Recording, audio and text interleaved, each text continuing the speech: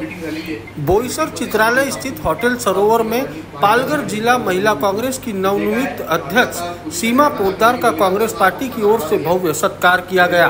इस अवसर पर उन्हें शाल, श्रीफल, पुष्पगुच्छ और पेन भेंट कर सम्मानित किया गया।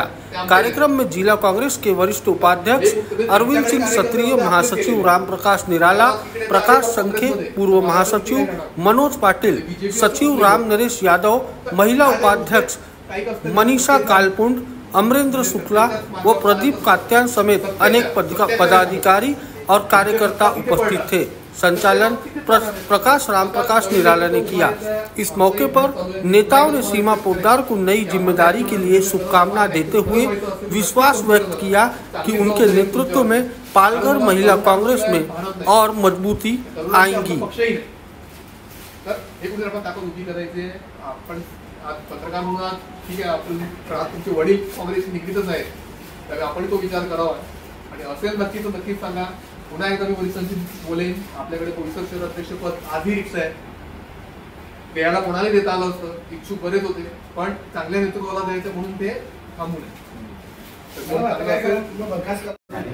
आणि आता तुम्ही बॅनरचा विषय काढला ना, आपलं बॅनर याच्यासाठी नाही लावलं कारण याच्या आधी दिवाळी दसऱ्याची बॅनर सगळ्यांची लावली, आपल्या बॅनर कधी बघितलं नसतं किंवा दुसऱ्याच्या काढून आपल्याला पार्टीचा विषय आहे। फक्त दुसरा आजचे विषय काय, महिला अध्यक्ष होतात, त्याला काय काय फायदा महिलांचा ते पण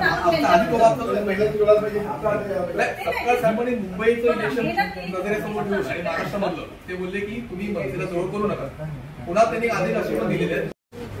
महिलांना स्वतः ऍक्टिव्ह होती, त्यांना त्यांच्या घरात काही मिळेल तेव्हा ते ऍक्टिव्ह होते ना। प्रत्येक महिला सक्षम नाहीये, खूप बर्डन असते महिलांना, घरातून निघणं सहज नाही। त्यांना आपण सपोर्ट करू, आपण त्यांना काहीतरी काम वगैरे त्यांना घेण्याचं तरी